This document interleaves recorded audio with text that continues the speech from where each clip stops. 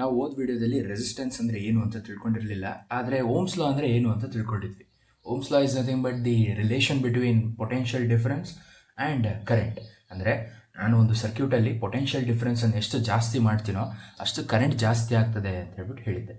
ಆಗ ನಾನು V is directly proportional to I ಅಂತ ಬರೆದಿದ್ದೆ. ಆಗ ಈ ಪ್ರಪೋರ್ಷನಾಲಿಟಿ ಸಿಂಬಲನ್ನು ತೆಗಿಬೇಕು ಅಂತ ಹೇಳಿದ್ರೆ ನಾನೇನು ಮಾಡಬೇಕು, ಇದನ್ನು ಒಂದು ಕಾನ್ಸ್ಟೆಂಟಿಂದ ಮಲ್ಟಿಪ್ಲೈ ಮಾಡಬೇಕು. ಆ ಕಾನ್ಸ್ಟೆಂಟನ್ನೇ ನಾವೇನಂತ ಕರೆದಿದ್ವಿ, ಆರ್ ಅಂತ ಕರೆದ್ವಿ. ಅದನ್ನು ನಾನು ಫರ್ದರ್ ರೆಸಿಸ್ಟೆನ್ಸ್ ಅಂತ ಹೇಳಿದ್ದೆ, ಹೌದಾ? ಆದರೆ ನಾನು ಈ ರೆಸಿಸ್ಟೆನ್ಸ್ ಅಂದರೆ ಏನು ಅಂತ ಹೇಳಿರಲಿಲ್ಲ. ಸೊ ಇವತ್ತಿನ ಅದೇ ಟಾಪಿಕ್ಕು, ರೆಸಿಸ್ಟೆನ್ಸ್ ಅಂದರೆ ಏನು ಅಂತ. ಏನೂ ಇಲ್ಲ, resistance is nothing but an opposition force or the opposition created inside a conductor which does not allow electricity to pass through it ಅಂತ ಹೇಳಿದ್ರೆ, ಒಂದು ಜಾಗದಿಂದ ಇನ್ನೊಂದು ಜಾಗಕ್ಕೆ ಚಾರ್ಜಸ್ಗಳೇನಾದರೂ ಮೂವ್ ಆಗೋದಕ್ಕೆ ಸ್ಟಾರ್ಟ್ ಆದರೆ ಈ ರೆಸಿಸ್ಟೆನ್ಸ್ ಅನ್ನೋವಂಥ ಫಿನಾಮಿನ ಏನು ಮಾಡುತ್ತೆ ಅಂದರೆ ಆ ಚಾರ್ಜಸ್ಗಳನ್ನು ಮೂವ್ ಆಗದಲ್ಲೇ ಇರೋ ಹಾಗೆ ತಡೆಯುತ್ತೆ. ಈಗ ಒಂದು ಎಕ್ಸಾಂಪಲ್ ಕೊಟ್ಟಿದ್ದೆ ನಾನು ಓದ್ ವಿಡಿಯೋದಲ್ಲಿ, ನೀವು ಕೇಳಿರ್ಬೋದು. ಏನದು ಅಂತ ಹೇಳಿದ್ರೆ, ನೀವು ಬೈಕಲ್ಲಿ ಹೋಗ್ತಾ ಇರ್ತೀರ, ನಿಮಗೆ ಗಾಳಿ ತಡೆಯುತ್ತೆ ಅಂತ. ಅಲ್ಲಾದರೆ ಗಾಳಿ ತಡೆಯುತ್ತೆ. ಈಗ ಇದರಲ್ಲಿ ಅಬ್ಸರ್ವ್ ಮಾಡಿದ್ರೆ ಏನೇನೆಲ್ಲ ನಮ್ಮನ್ನು ತಡಿಬಹುದು ಅಂತ ಹೇಳಿದ್ರೆ, ಒಂದು, ಈ ಚಾರ್ಜಸ್ಗಳೇ ಅವನ್ನ ನಾವು ತಡ್ಕೊಳ್ತವೆ. ಯಾವ ರೀತಿ ಅಂತ ಹೇಳಿದ್ರೆ, ಎಕ್ಸಾಂಪಲ್ಗೆ ಒಂದು ದೊಡ್ಡ ರೂಮ್ ಇದೆ ಅಂದ್ಕೊಳ್ರಿ, ಬೇಡ ಒಂದು ಚೌಟ್ರಿನೇ ಇದೆ ಅಂದ್ಕೊಳ್ರಿ, ಊಟಕ್ಕೆ ಮಂತ್ರಿ ಎಲ್ಲ ಹಾಕಿದ್ರು. ಆಗ ಆ ಚೌಟ್ರಲ್ಲಿದ್ದ ಜನ ಎಲ್ಲ ಊಟಕ್ಕೆ ಹೋಗೋದಕ್ಕೆ ಸ್ಟಾರ್ಟ್ ಮಾಡಿದಾಗ ಬಾಗಿಲು ಸಣ್ಣದಿದೆ ಅಂದ್ಕೊಳ್ರಿ. ಆಗೇನಾಗುತ್ತೆ, ಒಂದು ಬಾಗಿಲಲ್ಲಿ ಕಡಿಮೆ ಅಂದ್ರೆ ಒಂದು 3 ಜನ ಒಂದೇ ಸಲ ಹೋಗ್ಬೋದು. 100 ಜನ ಒಳಗಾದರೆ 3 ಜನನೇ ಹೋಗಬೇಕು ಅಂದರೆ ಎಷ್ಟೊತ್ತು ಹಿಡಿಯುತ್ತೆ. ಸೊ ಹಾಗಿದ್ದಾಗ ನಂಗೆ ಗೊತ್ತು ಇದು ತುಂಬ ಫನ್ನಿ ಇದೆ ಈ ಎಕ್ಸಾಂಪಲ್ ಅಂತ, ಆದ್ರೂ ರೆಸಿಸ್ಟೆನ್ಸನ್ನು ಹೀಗೆ ಅರ್ಥ ಮಾಡ್ಕೋಬೋದು. ಅಂದರೆ ಇಲ್ಲಿ ಏನಾಗುತ್ತೆ ಅಂತ ಹೇಳಿದ್ರೆ, ಆ ಛತ್ರದಲ್ಲಿದ್ದಂತಹ ಜನ ಏನು ಮಾಡಿದ್ರು, ತಮ್ಮನ್ನು ತಾವೇ ಲೇಟ್ ಮಾಡ್ಕೊಳ್ಳೋದಕ್ಕೆ ಸ್ಟಾರ್ಟ್ ಮಾಡ್ತಾರೆ. ಅದೇ ರೀತಿ ಇಲ್ಲೂ ಅಷ್ಟೇ ಏನಾಗುತ್ತೆ ಅಂತ ಹೇಳಿದ್ರೆ, ಕಂಡಕ್ಟರಲ್ಲಿ ಒಂದು ಚಾರ್ಜು ಇನ್ನೊಂದು ಚಾರ್ಜನ್ನು ಮೂವ್ ಆಗದಲ್ಲೇ ಇರೋ ರೀತಿ ತಡೆಯೋದಕ್ಕೆ ಸ್ಟಾರ್ಟ್ ಮಾಡುತ್ತೆ. ಯಾವ ರೀತಿ ಅಂತ ಅಬ್ಸರ್ವ್ ಮಾಡಿದ್ರೆ, ಅದು ಡಿಕ್ಕಿ ಹೊಡ್ಕೊಳ್ಳೋದ್ರಿಂದ ಆಗಿರ್ಬೋದು, ಕೊಲಿಷನ್ ಅಂತ ಕರಿತೀವಿ ನಾವು ಇಂಗ್ಲೀಷಲ್ಲಿ, ಡಿಕ್ಕಿ ಹೊಡೆಯೋದನ್ನು. ಸೊ ಆ ರೀತಿ ಅದನ್ನು ಇದು ಏನು ಚಾರ್ಜಸ್ಸು ಒಂದಕ್ಕೊಂದು ಮೂವ್ ಆಗಬೇಕಾದ್ರೆ ಕೊಲೈಡ್ ಆಗಿ ಏನಾಗುತ್ತೆ, ಅದು ಹೋಗುವಂಥ ರೇಟ್ ಕಡಿಮೆ ಆಗುತ್ತೆ. ರೇಟ್ ಅಂತ ಹೇಳಿದ್ರೆ ಒಂದು ಟೈಮಿಗೆ ಡಿಪೆಂಡ್ ಆಗಿ ಮೂವ್ ಆಗ್ತೀವಲ್ವ, ಅದನ್ನು ನಾವು ಸೈನ್ಸಲ್ಲಿ ರೇಟ್ ಆಫ್ ಚೇಂಜ್ ಅಂತ ಕರಿತೀವಿ. ಸೊ ಹಾಗೆ ಟೈಮ್ ಜಾಸ್ತಿ ಹಿಡಿತದೆ. ಹಾಗಾಗಿ ಇದೆಲ್ಲದೂ ಸಹ ನನಗೆ ರೆಸಿಸ್ಟೆನ್ಸ್ಗೆ ಕಾರಣವಾಗುತ್ತೆ. ಸೊ ಹಾಗಿದ್ದಾಗ ನಾನು ರೆಸಿಸ್ಟೆನ್ಸ್ ಅಂದರೆ ಏನು ಅಂತ ಡೆಫಿನೇಷನ್ ಬರಿಬೋದಾ? So resistance is nothing but it is A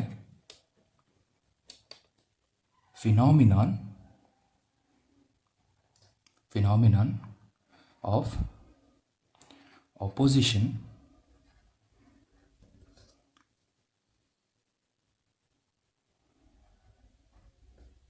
opposition to flow of charges. opposition to flow of charges ಎಲ್ಲಿ ಅಂತ ನೋಡಿದ್ರೆ ಇನ್ನೇ ಕಂಡಕ್ಟರ್ ಅಂತ ಕರಿತೀವಿ.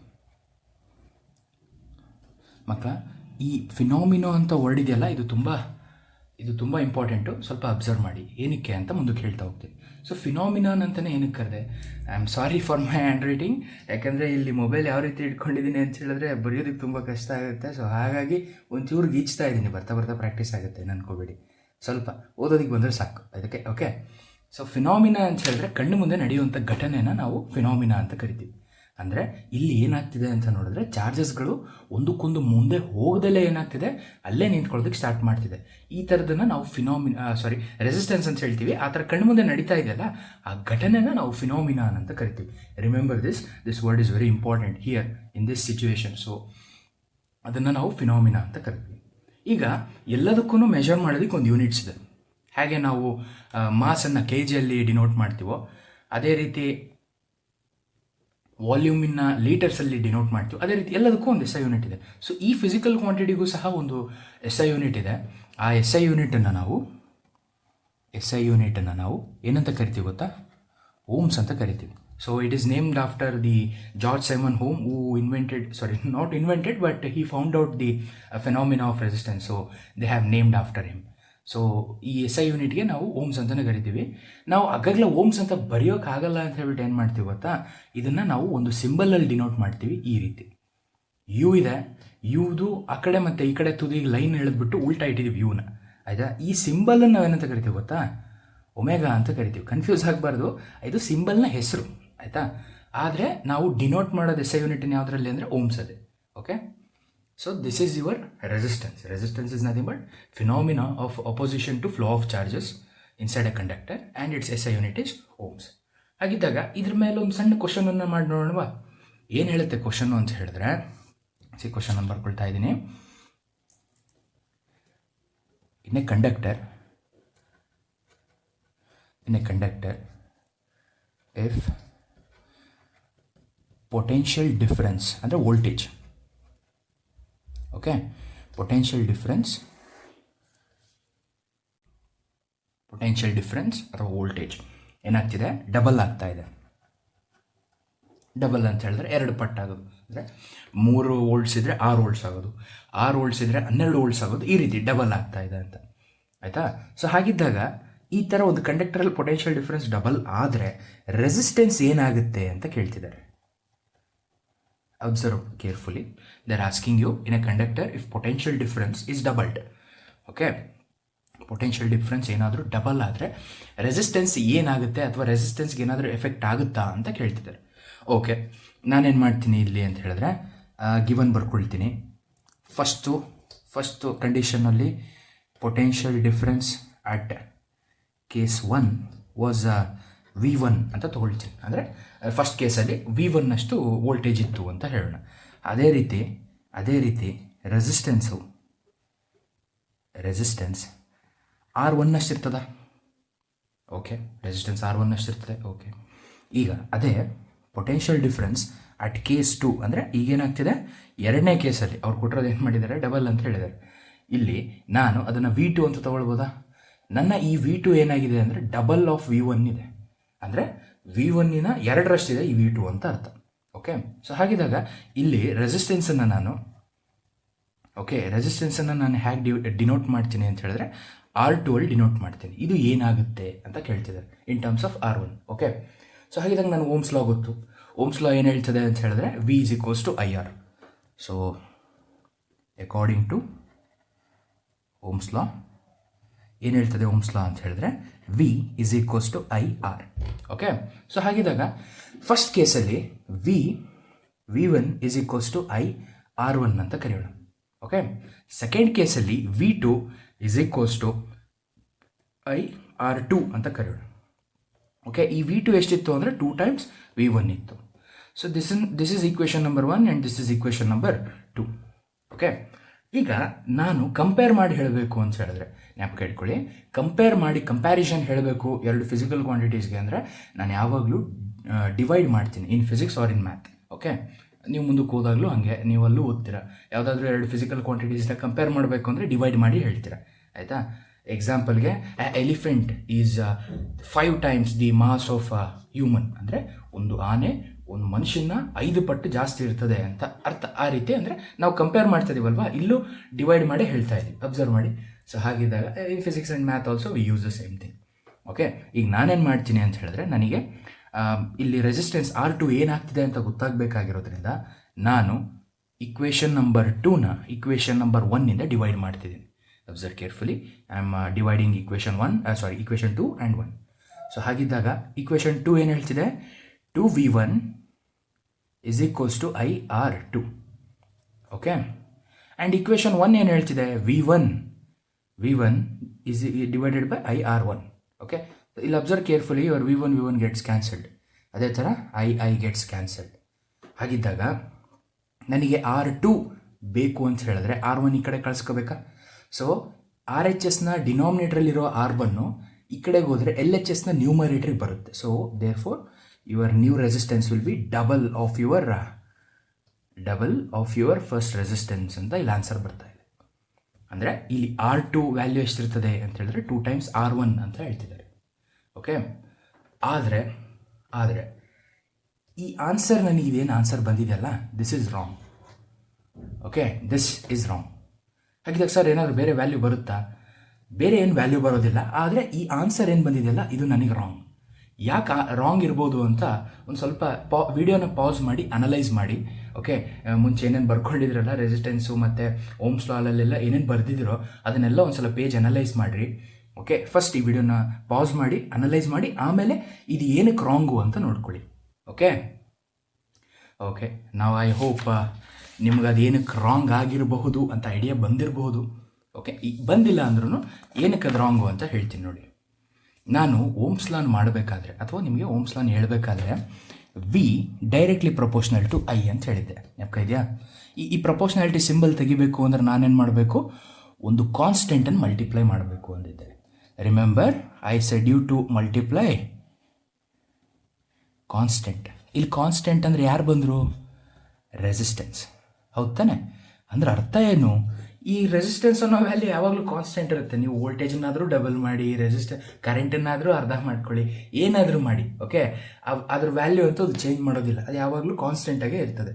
ಸೊ ಹಾಗಿದ್ದಾಗ ಇಲ್ಲಿ ನನಗೆ 2R ಬಂತಲ್ಲ, ಹಾಗೆ ಇದು ರಾಂಗ್. ಹೌದು, ಇದು ರಾಂಗೆ. Okay, remember this, your resistance will always be a constant. ಯಾಕೆ, ಏನಕ್ಕೆ ಅಂತ ಹೇಳಿದ್ರೆ ನಾವು ಓಮ್ಸ್ ಲಾ ಡಿಫೈನ್ ಮಾಡಿದ್ದು ಹಾಗೇನೆ, ರೆಸಿಸ್ಟೆನ್ಸನ್ನು ಕಾನ್ಸ್ಟೆಂಟ್ ಅಂತಲೂ ತೊಗೊಂಡಿದ್ವಿ, ಹೌದಾ?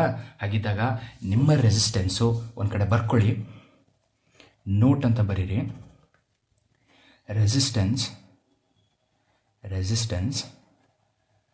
Does not depends on voltage and current. Okay, remember this. ಈ ಸೆಂಟೆನ್ಸನ್ನು ಜ್ಞಾಪಕ ಇಟ್ಕೊಳ್ಳಿ.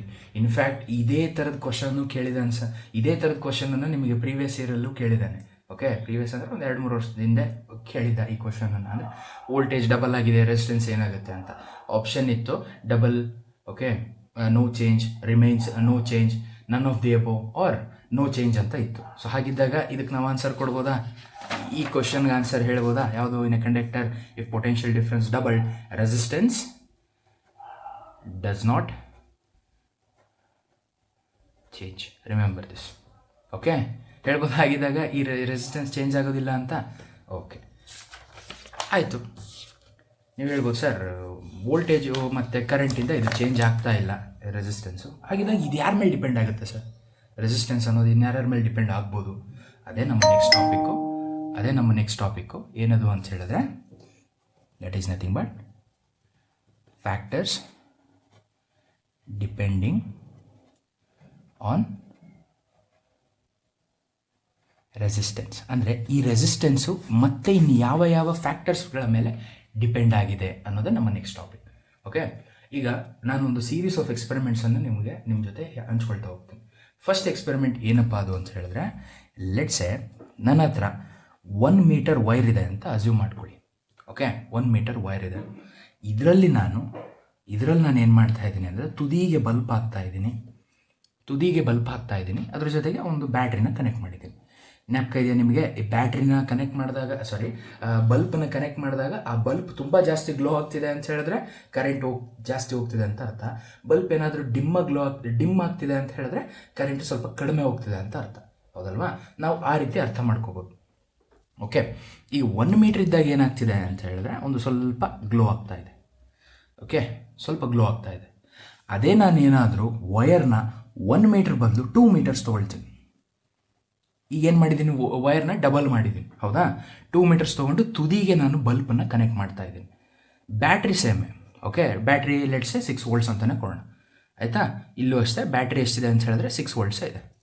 ಅಬ್ಸರ್ವ್ ಮಾಡಿ ನೋಡಿದಾಗ ಏನು ಗೊತ್ತಾಗುತ್ತೆ ಅಂತ ಹೇಳಿದ್ರೆ, ಇಲ್ಲಿ ಬಲ್ಪ್ ಎಷ್ಟು ಜಾಸ್ತಿ ಗ್ಲೋ ಆಗ್ತಿತ್ತೋ ಅದರ ಅರ್ಧನೂ ಇಲ್ಲಿ ಗ್ಲೋ ಆಗ್ತಿರಲ್ಲ, ತುಂಬ ಕಡಿಮೆ ಗ್ಲೋ ಆಗೋಕ್ಕೆ ಸ್ಟಾರ್ಟ್ ಆಗುತ್ತೆ. ಓಕೆ, ಇಲ್ಲಿ more glow, here less glow.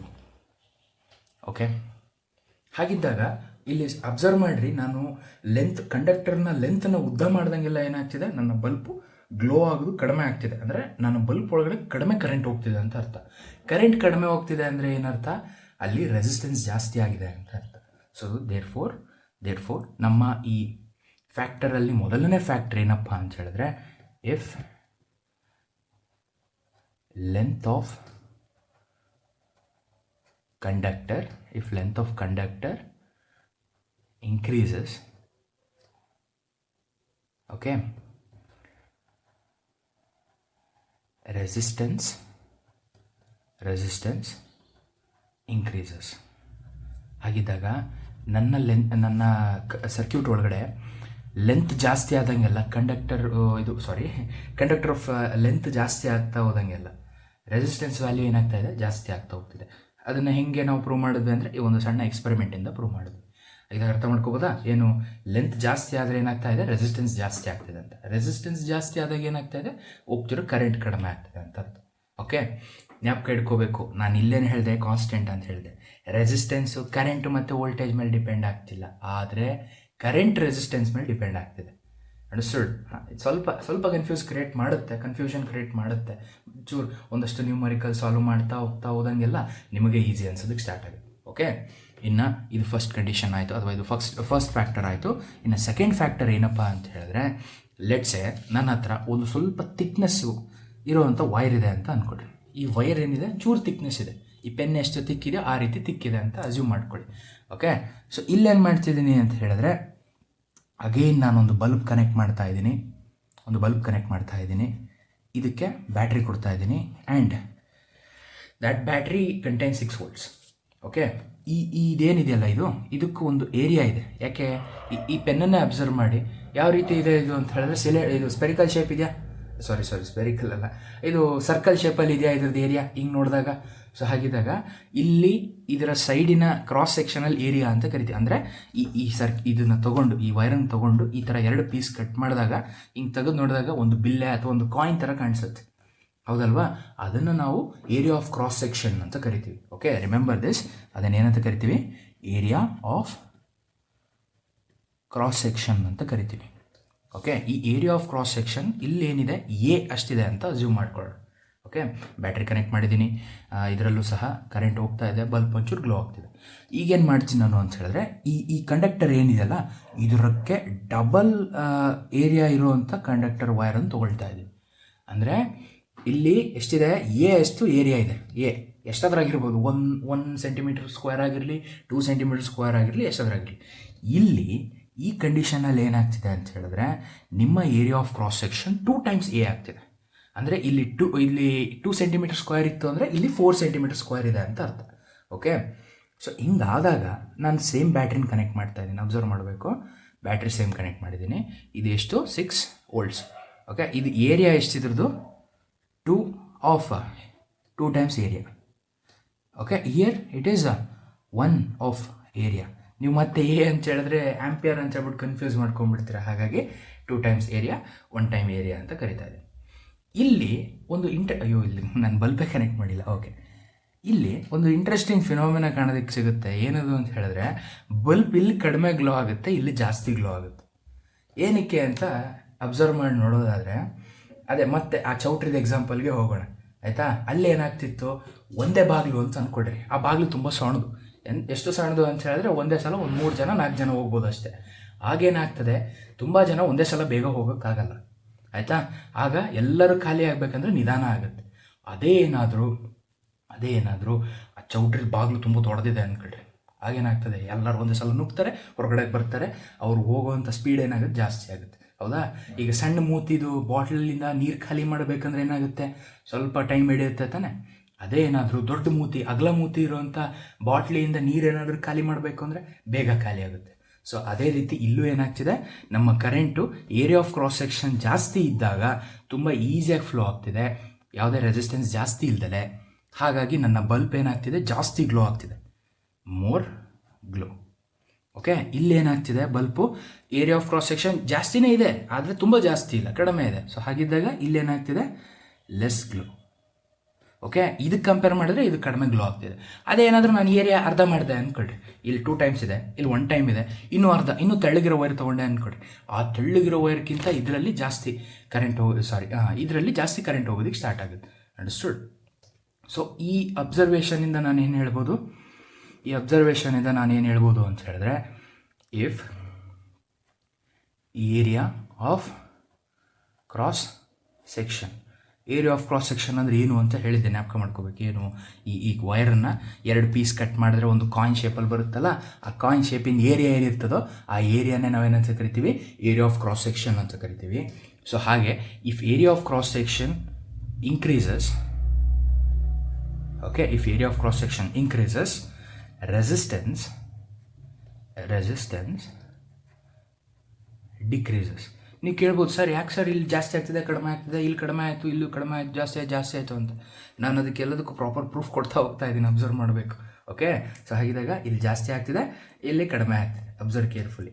ಹಾಗಿದ್ದಾಗ ರೆಸಿಸ್ಟೆನ್ಸ್ ಇಲ್ಲಿ ಹೇಗೆ ಡಿಪೆಂಡ್ ಆಗಿದೆ ಅಂದರೆ ಇನ್ವರ್ಸ್ಲಿ ಡಿಪೆಂಡ್ ಆಗಿದೆ. ಅಂದರೆ ಈ ವ್ಯಾಲ್ಯೂ ಜಾಸ್ತಿ ಆಯಿತು ಅಂದರೆ ಈ ವ್ಯಾಲ್ಯೂ ಕಡಿಮೆ ಆಗುತ್ತೆ. ಹೆಂಗೆ ಸರ್? ಒಂದು ಎಕ್ಸಾಂಪಲ್ ಕೊಡ್ತೀನಿ ನೋಡಿ. ಇದು 1/2, ಇದು 1/3. ಓಕೆ, 1/2 ಡಿವೈಡ್ ಮಾಡಿದ್ರೆ ನೋಡೋದಕ್ಕೆ ಯಾವ ನಂಬರ್ ದೊಡ್ಡದು ಕಾಣಿಸುತ್ತೆ ಅಂದರೆ 1/3. ಅಫ್ಕೋರ್ಸ್ 1/3 ದೊಡ್ಡದಾಗಿ ಕಾಣಿಸುತ್ತೆ, ಆಯಿತಾ. ಆದರೆ ಈ ನಂಬರನ್ನು ಡಿವೈಡ್ ಮಾಡಿದ್ರೆ this becomes 0.5 and this number becomes 0.33. ಈಗ ಯಾವ ನಂಬರ್ ದೊಡ್ಡದಿದೆ? 1/2 ದೊಡ್ಡದಿದೆಯಾ? ಅಬ್ಸರ್ವ್. ಅಂದರೆ ನಾನು ಡಿವೈಡ್ ಮಾಡಿದ್ರೆ ಓವರ್ ಆಲ್ ನಂಬರ್ ದೊಡ್ಡದಾಗ್ತಿದೆಯಾ? ಡಿನಾಮಿನೇಟ್ರಲ್ಲಿ ನಂಬರ್ ದೊಡ್ಡದಾದಂಗೆಲ್ಲ ಅದರ ಓವರ್ ಆಲ್ ವ್ಯಾಲ್ಯೂ ಏನಾಗುತ್ತೆ? ಕಡಿಮೆ ಆಗುತ್ತೆ.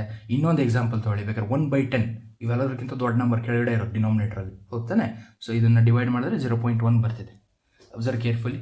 ಹಾಗಿದ್ದಾಗ ಇಲ್ಲಿ ನನ್ನ ರೆಸಿಸ್ಟೆನ್ಸು ಏರಿಯಾಗೆ ಇನ್ವರ್ಸ್ ಪ್ರಪೋರ್ಷನಲ್ಲಿ ಇದೆ ಅಂತ ಹೇಳ್ಬೋದು. ಆಗ ಈ ಏರಿಯಾ ಆಫ್ ಕ್ರಾಸ್ ಸೆಕ್ಷನ್ ಕಡಿಮೆ ಆಯಿತು ಅಂದ್ಕೊಳ್ಳಿ, ರೆಸಿಸ್ಟೆನ್ಸ್ ಜಾಸ್ತಿ ಆಗುತ್ತೆ. ಹಾಗೆ ಈ ಏರಿಯಾ ಆಫ್ ಕ್ರಾಸ್ ಸೆಕ್ಷನ್ ಜಾಸ್ತಿ ಆಯಿತು ಅಂತ ನೋಡಿದ್ರೆ ರೆಸಿಸ್ಟೆನ್ಸ್ ಏನಾಗುತ್ತೆ? ಕಡಿಮೆ ಆಗುತ್ತೆ. ಅಬ್ಸರ್ವ್ ಮಾಡಿ, ಈ ಕೇಸಲ್ಲಿ ಅದೇ ತಾನೇ ಆಗಿದ್ದು.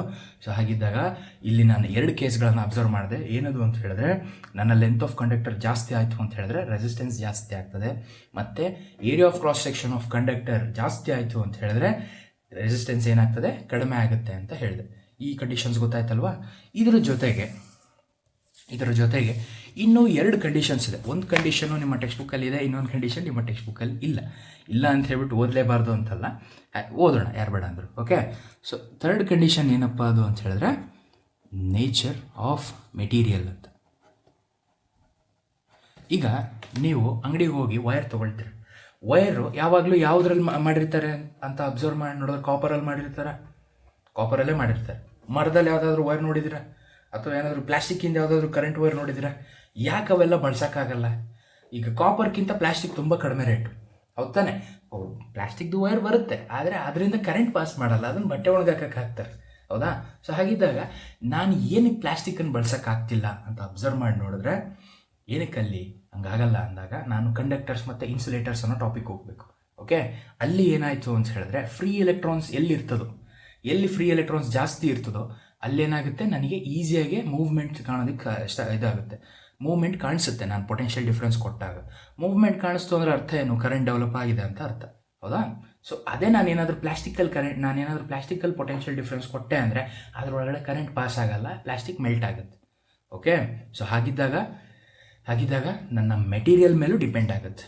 ಓಕೆ, ನಾನು ಆಗದಷ್ಟು ವೈರ್ಸ್ಗಳಿಗೆ ಯಾವ ಮೆಟೀರಿಯಲ್ ತೊಗೊಳ್ತೀವಿ ಅಂತ ಹೇಳಿದ್ರೆ ಆದಷ್ಟು ನಾವು ಯಾವುದು ಕಾಪರ್ ವೈರನ್ನು ಬಳಸ್ತೀವಿ.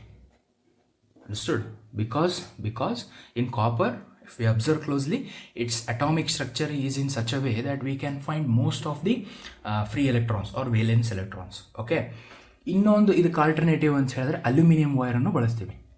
ಸರ್, ಈ ಅಲ್ಯೂಮಿನಿಯಂ ವೈರ್ ಎಲ್ಲಿ ಸರ್? ಇಲ್ಲಿ ಕಾಣಿಸೋದೇ ಇಲ್ವಲ್ಲ ಸರ್, ನಮ್ಮ ಮನೆಯಲ್ಲಿ ಪವರಿಗೆ ನಾವು ಬಳಸೋದೇ ಇಲ್ವಲ್ಲ ಅಂತ ಹೇಳಿದ್ರೆ ನಾವು ಇದನ್ನು ಜಾಸ್ತಿ ಪವರಿಗೆ ಬಳಸಲ್ಲ, ಕಮ್ಯುನಿಕೇಷನ್ ಡಿವೈಸಸಲ್ಲಿ ಬಳಸ್ತೀವಿ. ನೀವು ಸಣ್ಣವರಿದ್ದಾಗ, ನಿಮಗೆ ಜ್ಞಾಪಕ ಗೊತ್ತಿಲ್ಲ, ನಾವು ಸಣ್ಣವರಿದ್ದಾಗ ಮನೆಗೆ ಡಿಶ್ ಹಾಕಿ ಹೋಗೋರು. ಓಕೆ, ಡಿಶ್ ಅಂತ ಹೇಳಿದ್ರೆ ಒಂದು ಟಿ ವಿಗೆ ಡೈರೆಕ್ಟಾಗಿ ಅದು ವೈರನ್ನು ಕನೆಕ್ಟ್ ಮಾಡಿ ಹೋಗೋರು. ಅದರಲ್ಲಿ ಒಂದು 40-45-50 ಚಾನಲ್ಸ್ಗಳು ಬರ್ತಾಯಿತ್ತು. ಈಗೆಲ್ಲ ಸೆಟಪ್ ಬಾಕ್ಸ್ ಬಿಡ್ರಿ, ನಾವು ಎಷ್ಟು ದುಡ್ಡು ಕೊಡ್ತೀವಿ ಅಷ್ಟು ಹಾಕ್ತಾರೆ. ಆಗಂಗಲ್ಲ, ನಾವೇನಾದರೂ ಹೊಸ ಚಾನಲ್ ಬರಬೇಕು ಅಂತ ಹೇಳಿದ್ರೆ ಟಿ ವಿನ ಟ್ಯೂನ್ ಮಾಡಬೇಕು. ಓಕೆ, ನಿಮ್ಮ ಪೇರೆಂಟ್ಸಿಗೆ ಗೊತ್ತಿರುತ್ತೆ, ಕೇಳಿರ್ಬೇಕಾದ್ರೆ ಹೇಳ್ತಾರೆ. ಟಿ ವಿನ ಟ್ಯೂನ್ ಮಾಡ್ತೀವಿ, ಆಗೇನಾಗ್ತದೆ ಅಂದರೆ ಹೊಸ ಚಾನಲ್ಸ್ಗಳು ಬರೋದಕ್ಕೆ ಸ್ಟಾರ್ಟ್ ಆಗುತ್ತೆ. ಓಕೆ, ಅಲ್ಲೆಲ್ಲ ನಾವು ಅಲ್ಯೂಮಿನಿಯಂ ವೈರನ್ನು ಬಳಸ್ತಾ ಇದ್ವಿ. In communication devices we use aluminium wires. Okay, ಈಗ ಇನ್ನೊಂದು ಫ್ಯಾಕ್ಟರ್ ಇದೆ, ಅದು ನಿಮ್ಮ ಟೆಕ್ಸ್ಟ್ ಬುಕ್ಕಲ್ಲಿ ಇಲ್ಲ, ಆದ್ರೂ ತಿಳ್ಕೊಳ್ಳೋಣ. ಯಾವುದದು ಅಂತ ಹೇಳಿದ್ರೆ, ರೈಟ್ ಇಟ್ ಹಿಯರ್. ಏನದು ಅಂತ ಹೇಳಿದ್ರೆ ಟೆಂಪರೇಚರ್. ನಮ್ಮ ರೆಸಿಸ್ಟೆನ್ಸ್ ಟೆಂಪರೇಚರ್ ಮೇಲೂ ಸಹ ಡಿಪೆಂಡ್ ಆಗುತ್ತೆ ಅಂತ ಹೇಳ್ಬಿಟ್ಟು ಹೇಳ್ತಾರೆ. ಸೊ ನಾವು pass this video and think how your temperature is depending on resistance. Okay, ಈ ವಿಡಿಯೋನ ಪಾಸ್ ಮಾಡಿರಿ, ಈಗಲೇ ಪಾಸ್ ಮಾಡಿ. ಓಕೆ, ಆದಷ್ಟು ಸುಮ್ಮನೆ ಕೇಳಿಸ್ಕೊಳ್ತಾ ಹೋಗಬೇಡಿ, ಆಯಿತಾ? ಓಕೆ, ಸುಮ್ಮನೆ ಕೇಳಿಸ್ಕೊಳ್ಬೇಡಿ, ಯೋಚನೆ ಮಾಡಿ and try to get the answer. Okay, ನಾವು ಟೆಂಪರೇಚರ್ ಹೇಗೆ ಡಿಪೆಂಡ್ ಆಗುತ್ತೆ ಅಂತ ಅಬ್ಸರ್ವ್ ಮಾಡಿ ನೋಡೋದಾದರೆ, ಈಗ ನಾನು ಒಂದು ಬಿಸಿ ತವ ಇದೆ ಅಂತ ಅಂದ್ಕೊಳ್ಳಿ, ಆಯಿತಾ? ಆ ತವ ಮೇಲೆ ನಿಮ್ಮ ಮುಂದೆ ಕುಂದಿರಿಸ್ತೀನಿ, ಆಗೇನಾಗುತ್ತೆ? ಸುಮ್ಮನೆ ಇರ್ತೀರಾ? ಇಲ್ಲ. ಏನು ಮಾಡ್ತೀರಾ, ತಣ್ಣಗೆ ಮಾಡ್ಕೊಳ್ಳೋದಕ್ಕೆ ಟ್ರೈ ಮಾಡ್ತೀರಾ. ಅಥವಾ ನಿಮ್ಮ ಕೈಯನ್ನೇ ಒಂದು ಬಿಸಿ ತವ ಮೇಲೆ ಇಟ್ಟಾಗ ಏನಾಗುತ್ತೆ, ನೀವು ಅದನ್ನು ಆದಷ್ಟು ತಣ್ಣಗೆ ಮಾಡ್ಕೊಳ್ಳೋದಕ್ಕೆ ಟ್ರೈ ಮಾಡ್ತೀರಾ. ಅಂದರೆ ಇಲ್ಲಿ ತವಾಯಿಂದ ಬಂದಿರುವಂಥ ಹೀಟ್ ಎನರ್ಜಿನ ಡಿಸಿಪಿಯೇಟ್ ಮಾಡಿ, ಅಂದರೆ ಆ ಎನರ್ಜಿನ ಯೂಸ್ ಮಾಡ್ಕೊಂಡು ಏನು ಮಾಡ್ತೀರಾ, ಆದಷ್ಟು ತಣ್ಣಗಾಗೋದಕ್ಕೆ ಟ್ರೈ ಮಾಡ್ತೀರಾ. ಅದೇ ರೀತಿ ನಮ್ಮ ಎಲೆಕ್ಟ್ರಾನ್ಸು ಏನು ಮಾಡುತ್ತೆ ಅಂತ ಹೇಳಿದ್ರೆ, ಅದಕ್ಕೆ ನಾವೇನಾದರೂ ಹೀಟ್ ಎನರ್ಜಿನ ಸಪ್ಲೈ ಮಾಡಿದ್ರೆ, ಯಾವುದಕ್ಕೆ, ಎಲೆಕ್ಟ್ರಾನ್ಸ್ಗೆ ಹೀಟ್ ಎನರ್ಜಿ ಸಪ್ಲೈ ಮಾಡಿದ್ರೆ ಅದೇನು ಮಾಡುತ್ತಪ್ಪ ಅಂದರೆ ಆದಷ್ಟು ಅದರ ಎನರ್ಜಿನ ಕಳ್ಕೊಳ್ಳೋದಕ್ಕೆ ಟ್ರೈ ಮಾಡುತ್ತೆ. ಸರ್ ಏನಕ್ಕೆ ಸರ್ ಎನರ್ಜಿ ಕಳ್ಕೋಬೇಕದು, ಇದ್ರ ನಡೀತದಲ್ಲ ಅಂತ ಏನಾದರೂ ಇದ್ದರೆ, ಆದಷ್ಟು ಯಾವುದೇ ಬಾಡಿ ಇರಲಿ, ನಮ್ಮ ಯೂನಿವರ್ಸಲ್ಲಿ ಯಾವುದೇ ಬಾಡಿ ಇರಲಿ, ಅದು ಆದಷ್ಟು ಮಿನಿಮಮ್ ಎನರ್ಜಿಯಲ್ಲಿ ಇರೋದಕ್ಕೆ ಟ್ರೈ ಮಾಡುತ್ತೆ. ಗೊತ್ತಾಗ್ತಿದೆಯಾ? ಮಿನಿಮಮ್ ಎನರ್ಜಿಯಲ್ಲಿ ಇರೋದಕ್ಕೆ ಟ್ರೈ ಮಾಡೋದ್ರಿಂದ ನಮ್ಮ ಎಲೆಕ್ಟ್ರಾನ್ಸ್ ಏನು ಮಾಡ್ತವೆ, ಆದಷ್ಟು ಮಿನಿಮಮ್ ಎನರ್ಜಿಯಲ್ಲಿ ಇರೋಕ್ಕೆ ಟ್ರೈ ಮಾಡ್ತವೆ. ಆಗ ಮಿನಿಮಮ್ ಎನರ್ಜಿ ಅಂದರೆ ಏನು, ಎಲ್ಲ ಎನರ್ಜಿ ಕಳ್ಕೊಳ್ಳೋದು. ಹಾಗೆ ಇದು ಏನು ಮಾಡುತ್ತೆ, ಇದು ಯಾವ ರೀತಿ ಎನರ್ಜಿ ಕಳ್ಕೊಳ್ಳುತ್ತೆ ಅಂತ ಹೇಳಿದ್ರೆ ಮೂವ್ ಆಗೋ ಮುಖಾಂತರ ಕಳ್ಕೊಳ್ಳುತ್ತೆ. ಅದೇ ಏನಾದರೂ ಇದು ಮೂವ್ ಆದರೆ ಏನಾಗುತ್ತೆ, ಎಲೆಕ್ಟ್ರಾನ್ ಒಂದಕ್ಕೊಂದು ಡಿಕ್ಕಿ ಹೊಡೆಯುತ್ತೆ, ಕೊಲೈಡ್ ಆಗುತ್ತೆ, ಆಗ ಮತ್ತೆ ರೆಸಿಸ್ಟೆನ್ಸ್ ಕ್ರಿಯೇಟ್ ಮಾಡುತ್ತೆ. ಸೊ ಹಾಗಿದ್ದಾಗ ನಾನು ಟೆಂಪರೇಚರನ್ನು ಜಾಸ್ತಿ ಮಾಡಿದ್ರೆ, ಓಕೆ, ಟೆಂಪರೇಚರ್ ಜಾಸ್ತಿ ಮಾಡಿದ್ರೆ ರೆಸಿಸ್ಟೆನ್ಸ್ ಜಾಸ್ತಿ ಆಗುತ್ತೆ ಅಂತ ಹೇಳ್ಬೋದಾ? ಓಕೆ, ಅಂದರೆ ಟೆಂಪರೇಚರ್ ಜಾಸ್ತಿ ಆದರೆ ರೆಸಿಸ್ಟೆನ್ಸ್ ಜಾಸ್ತಿ ಆಗುತ್ತೆ ಅಂತ ಹೇಳ್ಬೋದಾ? ಅದೇ ಏನಾದರೂ ಟೆಂಪರೇಚರ್ ಕಡಿಮೆ ಆಯಿತು ಅಂತ ಹೇಳಿದ್ರೆ, ರೆಸಿಸ್ಟೆನ್ಸು ಕಡಿಮೆ ಆಗ್ತಿದೆ ಅಂತ ಹೇಳ್ಬೋದಾ? ಎಸ್. ಹಾಗೆ ದಿಸ್ ಈಸ್ ದಿ ರಿಲೇಷನ್. ನಾವು ಈ ಟೆಂಪ್ರೇಚರ್ ಜಾಸ್ತಿ ಆದರೆ ರೆಸಿಸ್ಟೆನ್ಸ್ ಜಾಸ್ತಿ ಆಗುತ್ತೆ ಅನ್ನೋದನ್ನು ನಾವೆಲ್ಲೂ ಬಳಸೋಲ್ಲ. ಆದರೆ ಟೆಂಪ್ರೇಚರ್ ಕಡಿಮೆ ಆದರೆ ರೆಸಿಸ್ಟೆನ್ಸ್ ಕಡಿಮೆ ಆಗುತ್ತೆ ಅನ್ನೋದನ್ನು ಬಳಸ್ತೀವಿ. ಇದಕ್ಕೆ ಪರ್ಫೆಕ್ಟ್ ಎಕ್ಸಾಂಪಲ್ ಏನು ಗೊತ್ತಾ, ಏನದು ಅಂತ ಹೇಳಿದ್ರೆ ಸೂಪರ್ ಕಂಡಕ್ಟರ್ಸ್ ಅಂತ. ಅಂದರೆ ಝೀರೋ ರೆಸಿಸ್ಟೆನ್ಸ್ ಇರುವಂಥ ರೆಸಿಸ್ಟೆನ್ಸ್ ಇರುವಂಥ ವೈರ್ಗಳನ್ನು ನಾವೇನು ಮಾಡ್ತೀವಿ, ಸೂಪರ್ ಕಂಡಕ್ಟರ್ಸ್ ಅಂತ ಕರಿತೀವಿ. ಅಲ್ಲಿ ನಾವು ಲಿಕ್ವಿಡ್ ನೈಟ್ರೋಜನ್ನಲ್ಲಿ ಆ ವೈರ್ಗಳನ್ನು ಇದ್ದಾಗ ಏನಾಗುತ್ತೆ ಅಂದರೆ ಅದರೊಳಗಡೆ ಒಂದು ಸಣ್ಣ ರೆಸಿಸ್ಟೆನ್ಸ್ ಕೂಡ ಇರೋದಿಲ್ಲ. ಹಂಗಂತೇಳ್ಬಿಟ್ಟು ಇರೋದಿಲ್ಲ ಅಂತ ಹೇಳಲ್ಲ, ತುಂಬ ಮಿನಿಮಮ್ ಇರ್ತದೆ. ಆಗ ನಾವು ಎಷ್ಟು ಎನರ್ಜಿ ಕೊಟ್ರು ಅದು ಎಲ್ಲೂ ಲಾಸ್ ಆಗಲ್ಲ. ನಾನು 100 ಕೂಲಮ್ಸ್ ಚಾರ್ಜ್ ಕೊಟ್ಟೆ ಅಂದರೆ ಅಲ್ಲೂ 100 ಕೂಲಮ್ಸ್, ಇಲ್ಲ ಅಂದ್ರೂ 99.99 ಕೂಲಮ್ಸ್ ಆಫ್ ಚಾರ್ಜ್ ಅಂತೂ ಅಲ್ಲಿ ತಲುಪಿರುತ್ತೆ. ಗೊತ್ತಾಗ್ತಿದೆಯಾ ಮಕ್ಕಳ? ಸೊ ಹಾಗಿದ್ದಾಗ ನಾವು ಈ ವಿಡಿಯೋದಲ್ಲಿ ಏನೇನೆಲ್ಲ ನೋಡ್ಕೊಂಡ್ವಿ ಅಂತ ಅಬ್ಸರ್ವ್ ಮಾಡೋದಾದರೆ, ಫಸ್ಟ್ ನೋಡಿದ್ದೇನು, ರೆಸಿಸ್ಟೆನ್ಸ್ ಅಂದರೆ ಏನು ಅಂತ ತಿಳ್ಕೊಂಡ್ವಿ. ಆಗಿದ್ದಾಗ ರೆಸಿಸ್ಟೆನ್ಸ್ ಯಾರ ಮೇಲೆ ಡಿಪೆಂಡ್ ಆಗುತ್ತೆ ಅಂತ ನೋಡಿದ್ವಿ. ಓಕೆ, ಹಾಗೆ ಪೊಟೆನ್ಷಿಯಲ್ ಡಿಫ್ರೆನ್ಸ್ ಏನಾದರೂ ಜಾಸ್ತಿ ಆದರೆ ರೆಸಿಸ್ಟೆನ್ಸ್ ಚೇಂಜ್ ಆಗುತ್ತಾ ಅಂತ ನೋಡಿದ್ವಿ. No, it is not going to change because resistance itself is a constant. ಹೌದಾ? ಓಮ್ಸ್ ಲಾ ಸಿಕ್ಕಿದಂಥ ಕಾನ್ಸ್ಟೆಂಟ್ ಅದು. ಸೊ ಹಾಗಿದ್ದಾಗ ಅದು ನನ್ನ ವೋಲ್ಟೇಜ್ ಅಥವಾ ಕರೆಂಟ್ ಮೇಲೆ ಡಿಪೆಂಡ್ ಆಗೋದಿಲ್ಲ ಅಂತ ಹೇಳಿದೆ. ಆಯಿತಾ? ಆದರೆ ನಿಮ್ಮ ಕರೆಂಟು ರೆಸಿಸ್ಟೆನ್ಸ್ ಮೇಲೆ ಡಿಪೆಂಡ್ ಆಗುತ್ತೆ. ಓಕೆ, ಹಾಗಿದ್ದಾಗ ನಿಮ್ಮ ಈ ರೆಸಿಸ್ಟೆನ್ಸ್ ಮತ್ತಿನ್ನು ಯಾರ್ಯಾರ ಮೇಲೆ ಡಿಪೆಂಡ್ ಆಗುತ್ತೆ ಅಂತ ನೋಡಿದಾಗ ಲೆಂತ್ ಮೇಲೆ ಡಿಪೆಂಡ್ ಆಯಿತು. ಯಾರ ಲೆಂತ್ ಅಂದರೆ ಕಂಡಕ್ಟರ್ ಲೆಂತ್ ಮೇಲೆ ಡಿಪೆಂಡ್ ಆಯಿತು. ಅಂದರೆ ಇದು ಜಾಸ್ತಿ ಆದರೆ ಇದು ಏನಾಗುತ್ತೆ, ಜಾಸ್ತಿ ಆಗುತ್ತೆ. ಅದೇ ರೀತಿ ರೆಸಿಸ್ಟೆನ್ಸ್ ಜಾಸ್ತಿ ಆದರೆ ಏರಿಯಾ ಆಫ್ ಕ್ರಾಸ್ ಸೆಕ್ಷನ್ ಕಡಿಮೆ ಆದರೆ ರೆಸಿಸ್ಟೆನ್ಸ್ ಜಾಸ್ತಿ ಇರುತ್ತೆ ಅಂತ ಹೇಳಿದ್ದೆ. ಹೌದಾ? ಏರಿಯಾ ಆಫ್ ಕ್ರಾಸ್ ಸೆಕ್ಷನ್ ಅಂದರೆ ಥಿಕ್ನೆಸ್, ಬರ್ಕೊಳ್ತಿರ್ಬೇಕಾದ್ರೆ ಥಿಕ್ನೆಸ್ ಆಫ್ ವೈರ್. ಓಕೆ, ಅಂದರೆ ನನ್ನ ವೈರ್ನ ಥಿಕ್ನೆಸ್ ಏನಿದೆಯೋ ಅದ್ರ ಮೇಲೂ ಡಿಪೆಂಡ್ ಆಗುತ್ತೆ ಯಾವುದು, ಈ ರೆಸಿಸ್ಟೆನ್ಸ್. ಆಯಿತಾ? ಸೊ ಹಾಗಿದ್ದಾಗ ಇದಾದಮೇಲೆ ಇನ್ನೆರಡು ಯಾವುವು ಅಂತ ನೋಡೋದಾದರೆ, ಒಂದು ನೇಚರ್ ಆಫ್ ಮೆಟೀರಿಯಲ್, ಅಂದರೆ ನಾನು ತೊಗೊಳ್ತಿರೋ ಮೆಟೀರಿಯಲ್ ಯಾವುದು ಅಂತ. ನಾನು ವುಡ್ಡನ್ನು ಏನಾದರೂ ಕಂಡಕ್ಟರ್ ಅಂತ ಹೇಳೋಕ್ಕಾಗುತ್ತಾ? ಇಲ್ಲ. ಯಾಕೆ? ಅದ್ರಲ್ಲಿ ಕರೆಂಟ್ ಪಾಸ್ ಆಗಲ್ಲ. ಹೌದಾನೆ?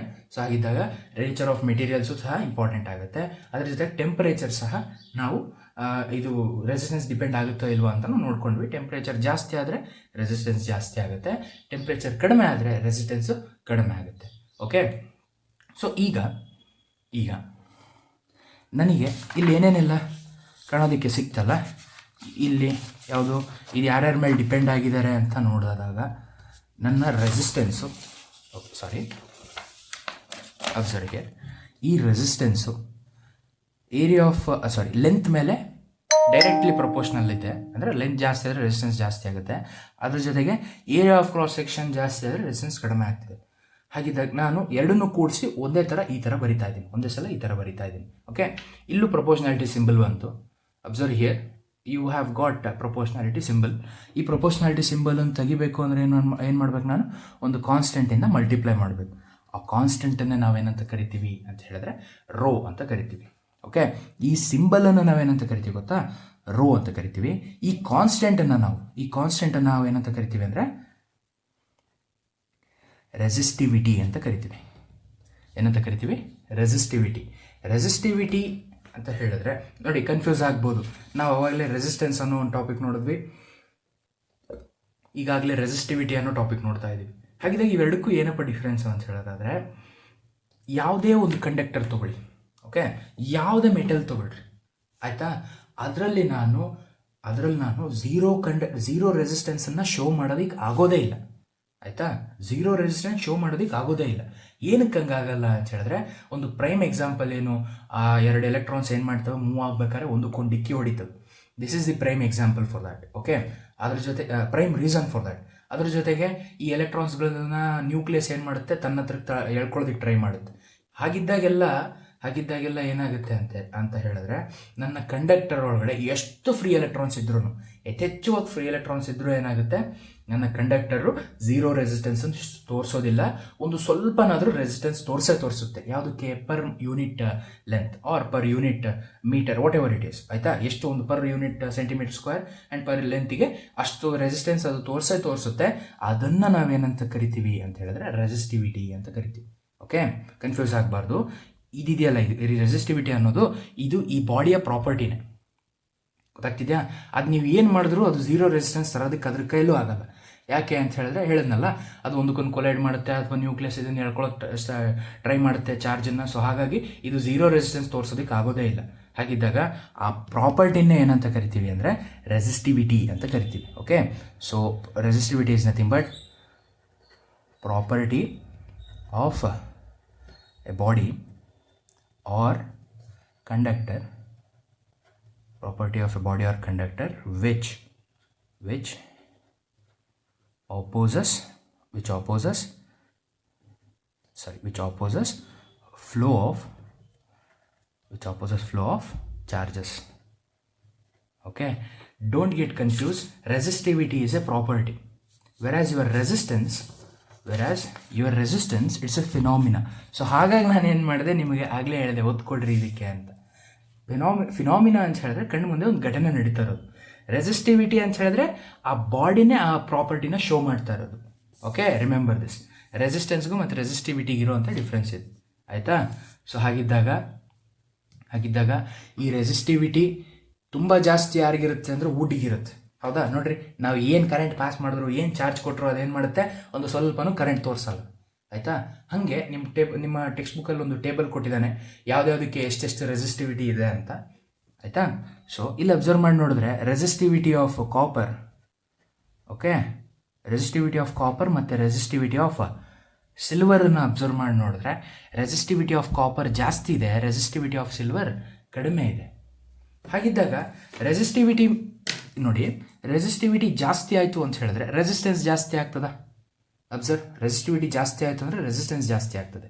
ರೆಸಿಸ್ಟೆನ್ಸ್ ಜಾಸ್ತಿ ಆಯಿತು ಅಂದರೆ ಕರೆಂಟ್ ಹೋಗೋದು ಕಡಿಮೆ ಆಗುತ್ತಾ, ಕರೆಂಟ್ ಪಾಸ್ ಆಗೋವಂಥ ಕರೆಂಟ್ ಕಡಿಮೆ ಆಗುತ್ತೆ, ಓಕೆ. ಸೊ ಹಾಗಿದ್ದಾಗ ನಾವು ಕಾಪರ್ ವೈರನ್ನು ಏನಕ್ಕೆ ಬಳಸ್ತೀವಿ, ಸಿಲ್ವರ್ ವೈರನ್ನು ಏನಕ್ಕೆ ಬಳಸೋಕ್ಕಾಗಲ್ಲ ಅಂತ ಹೇಳ್ಬಿಟ್ಟು ನೀವು ಕ್ವಶನ್ ಮಾಡ್ಬೋದು. ಹೌದು, ನಿಜವಾಗ್ಲೂ ಬಳಸೋಕ್ಕಾಗಲ್ಲ. ಯಾಕೆ? One is the silver is very costly. 1 kg copper ಕಡಿಮೆ ಅಂದರೂ 300 ರೂಪಾಯಿ 400 ರೂಪಾಯಿ ಸಿಗ್ಬೋದು. ನನಗೆ ಮಾರ್ಕೆಟ್ ರೇಟ್ ಗೊತ್ತಿಲ್ಲ, ಬಟ್ ಓಕೆ, ಒಂದು 300-400 ರೂಪಾಯಿಗೆ ಸಿಗ್ಬೋದು. ಅದೇ 1 kg ಸಿಲ್ವರ್ ತಗೊಳ್ರಿ, ಹೌದಾ, ನೆನೆಸ್ಕೊಳ್ಳೋಕ್ಕೂ ಆಗಲ್ಲ. ಹಾಗೆ ನೀವು ನಿಮ್ಮ ಮನೆಗೆ ಏನಾದರೂ ಕಟ್ಟಿಸ್ಬೇಕಾದ್ರೆ ವೈರಿಂಗ್ ಮಾಡಿಸ್ಬೇಕು ಅಂದಾಗ 1 kgದು ಬೇಡ, 1 kg ಅಲ್ಲ, ಒಂದು 15-20 kg ವೈರಷ್ಟು ಏನೋ ಹೋಗ್ತದೆ ವೈರು ಅಂದ್ಕೊಳ್ರಿ. 15-20 kg ಕಾಪರ್ ವೈರ್ ಆದರೆ ಹಾಕ್ಸ್ಬಿಡ್ಬೋದು. ಅದೇ 15-20 kg ನೀವೇನಾದ್ರು ಸಿಲ್ವರ್ ವೈರ್ ಹಾಕ್ಸ್ರಿ, ಮನೆ ಕಟ್ಟೋದಕ್ಕೆ ಹೋಗೋ ದುಡ್ಡೆಲ್ಲ ಬರೀ ವೈರಿಂಗಿಗೆ ಹೋಗುತ್ತೆ. ಹಾಗಿದ್ದಾಗ ಅದ್ರ ಜೊತೆಗೆ ಯಾರಾದರೂ ಬಂದು ಕತ್ಕೊಂಡು ಹೋಗ್ತಾರೆ ಅನ್ನೋ ಭಯನ. ಸೊ ಹಾಗಿದ್ದಾಗ it doesn't make sense if we use wire made up of silver. So ಹಾಗಾಗಿ ನಾವೇನು ಮಾಡ್ತೀವಿ ಅಂತ ಹೇಳಿದ್ರೆ ವೈರನ್ನು ಬಳಸ್ತೀವಿ.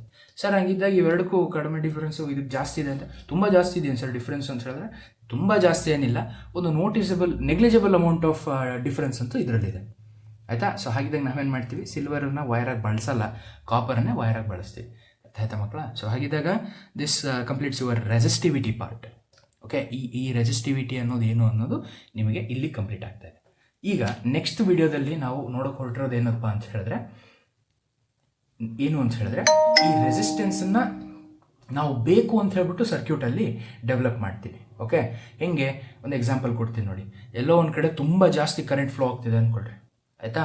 ತುಂಬ ಜಾಸ್ತಿ ಕರೆಂಟ್ ಫ್ಲೋ ಆಗ್ತಿದೆ, ಅಷ್ಟೊಂದು ಕರೆಂಟ್ ನನಗೆ ಬೇಕಾಗಿಲ್ಲ, ಹಾಗೇನು ಮಾಡ್ಬೇಕು, ನಾನು ಆ ಕರೆಂಟನ್ನು ಕಡಿಮೆ ಮಾಡಬೇಕು. ನಮ್ಮ ಕೈಲಿ ಏನಾದ್ರು ತಡೆಯೋಕ್ಕಾಗುತ್ತಾ? ಇಲ್ಲ. ಸೊ ಹಾಗಿದ್ದಾಗ ನಾವೇನು ಮಾಡ್ತೀವಿ ಅಂದರೆ ಒಂದು ಕಾಂಪೋನೆಂಟನ್ನು ಬಳಸ್ತೀವಿ. It is specially made to decrease the current. Okay, ಅದನ್ನು ನಾವು ರೆಸಿಸ್ಟರ್ ಅಂತ ಕರಿತೀವಿ. ಓಕೆ, ಅದನ್ನು ನೆಕ್ಸ್ಟ್ ವಿಡಿಯೋದಲ್ಲಿ ನೋಡೋಣ. ಸೊ ಐ ಹೋಪ್ ಇಲ್ಲಿ ತನಕ ನಿಮಗೆ ಅರ್ಥ ಆಗಿದೆ ಅಂದ್ಕೊಳ್ತೀನಿ. ನಿಮ್ಗೆ ಏನಾದರೂ ಡೌಟ್ಸ್ ಇದ್ದರೆ feel free to ask in the comment section and that's it.